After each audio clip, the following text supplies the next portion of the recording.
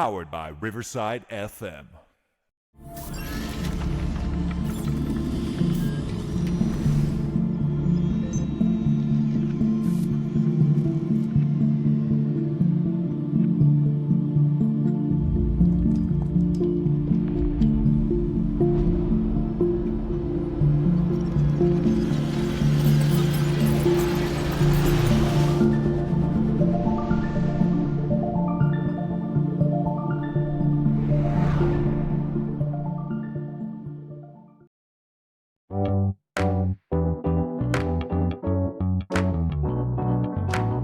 Powered by Riverside.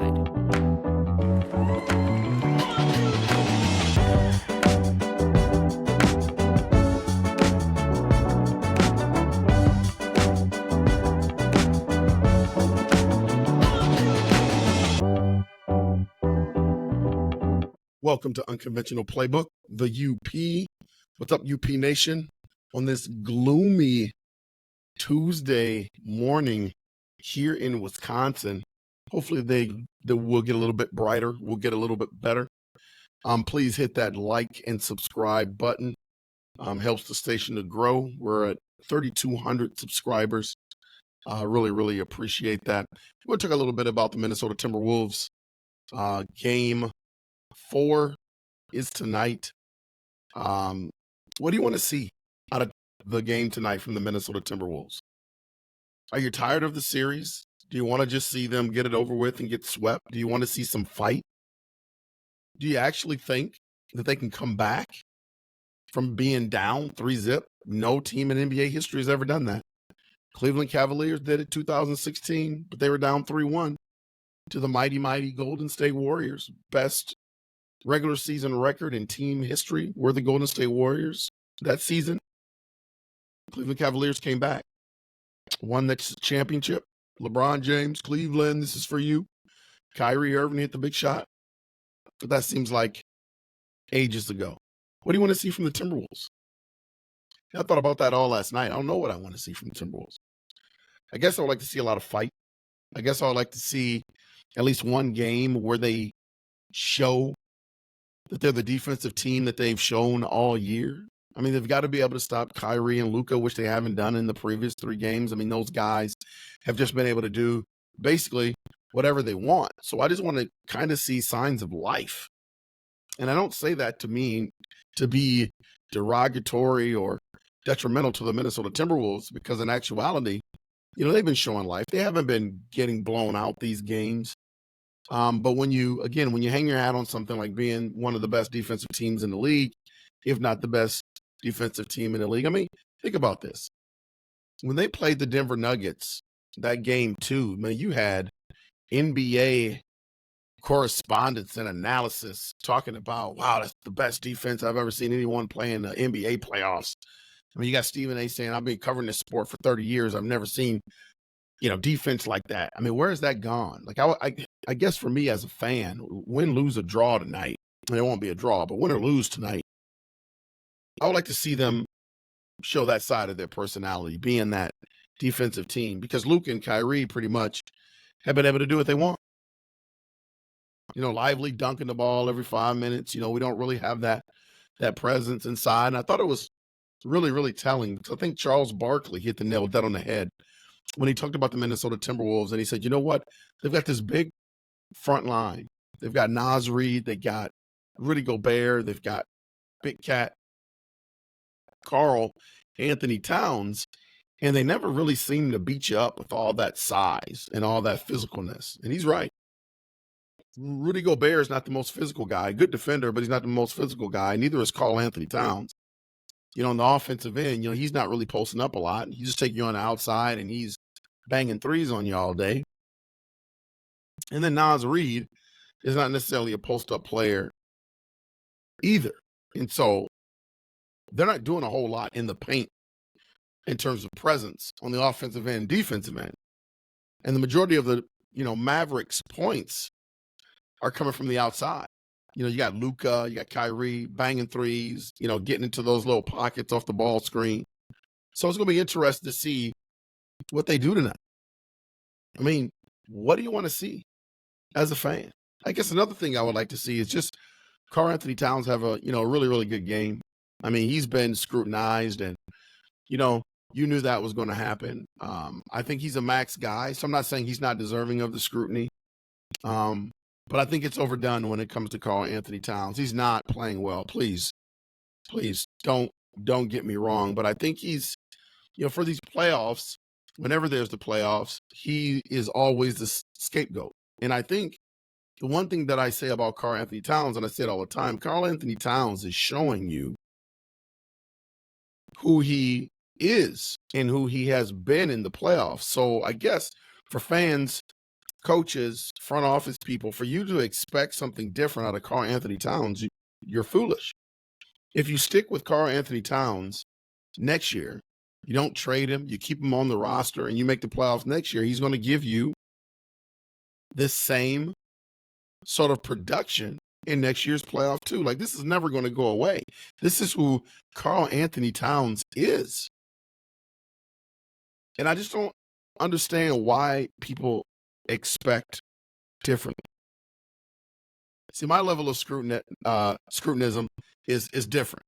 Karl Anthony Towns is third on my list because I guess I just didn't expect much from Karl Anthony Towns. He's shown me who he is the last couple of times they've been in playoff situations. Like, I just don't think that's going to change. So I'm not going to look for that. Rudy Gobert, on the other hand, we traded a lot of assets for him. Number one defensive person in the league, defensive player of the year. I expected a little bit more presence for him. He's at the top of my board for scrutiny. He hasn't shown me who he really is up until this year. Like, he hasn't shown me his body of work in the playoffs. So I expect a little bit more out of Rudy Gobert. Now, if he continues this way, then I'll be in the same boat with him as I am with Karl Anthony Towns. Like, I just don't expect for him to do much on the defensive side of the ball. So you can stop naming him defensive player of the year, because if he can't get it done in the playoffs, then that means nothing to me. Like, if you can't bring what you bring in the regular season into the playoffs, then it absolutely means nothing to me. Anthony Edwards, has shown that he's one of the best players in the NBA this year. Has not shown that in crucial times during the playoffs. So my level of scrutiny is a little bit higher for him than Karl Anthony Towns. And I know there are a lot of media jackals out there, a lot of fans out there that like to kick people when they're down. I think that's why they jump on Karl Anthony Towns so much. He's an easy target. But your level of vitriol should be against Anthony Edwards. Like, he's the guy that has surpassed Karl Anthony Towns as the face of this franchise. He's the guy that's supposed to lead us to the promised land, and he has not. So the number one person on my board is Anthony Edwards. Period. End of story. Now, the one pass that I'll give him, I'm not going to kill the guy because we wouldn't be where we are without him. So I'm not going to kill the guy. But the one thing that I will say is that he's 22 years old. So this could just be a part of his development. I'm not going to be on board with the trade him, or he's trash, or he's choking in the playoffs. I'm not going to do that. He's 22 years old. This game of basketball, especially in the NBA level, is ever developing. So we just got to give him time to develop. That's all it is. That's all it is. But you made us believe this year that, hey, I just want to kill everything in front of me, telling Charles Barkley to bring his ass, all that stuff, that you were ready to go and find out against the Dallas Mavericks, against some savvy veterans, that you're not ready to go.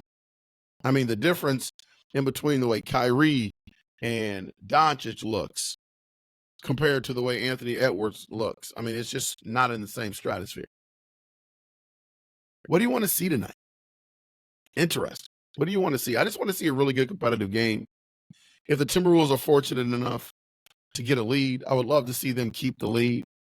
I would like to see Chris Finch play a lot more zone. Everything I said in the preview to game 3, they did.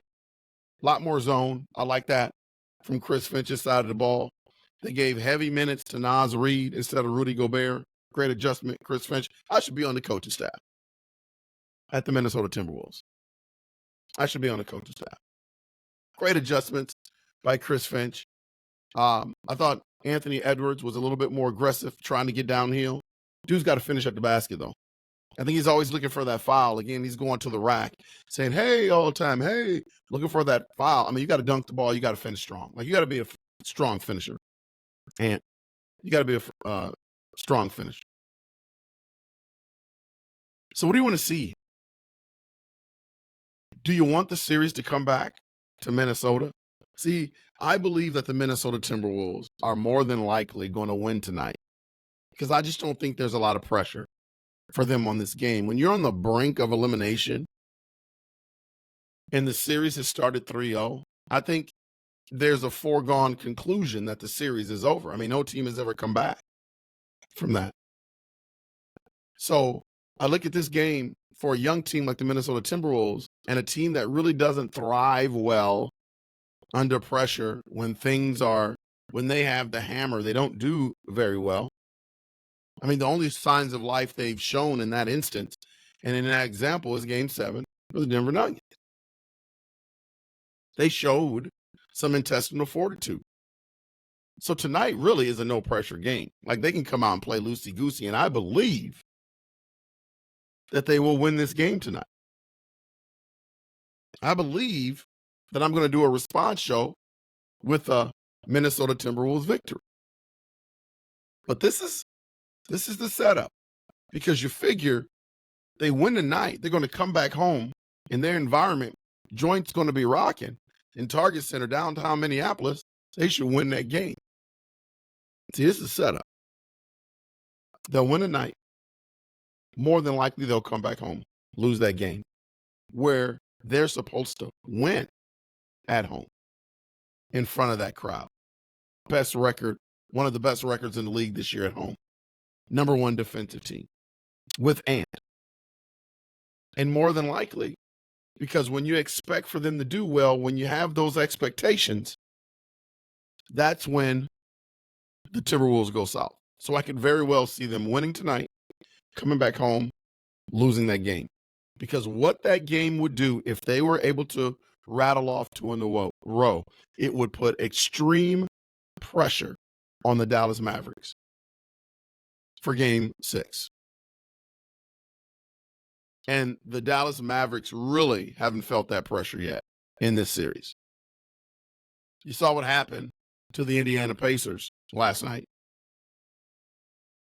The Boston Celtics really didn't feel any pressure during that season. So it's going to be interesting. Just wanted to hop onto the pod and see exactly what you guys want to see tonight from the Minnesota Timberwolves.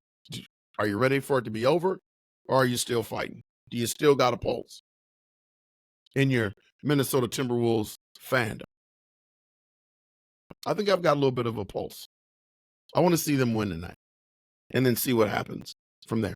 This has been Unconventional Playbook. Keep hitting that like and subscribe button.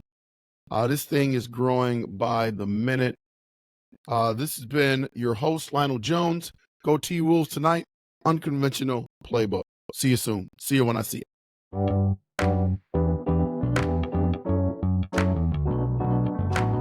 Powered by Riverside.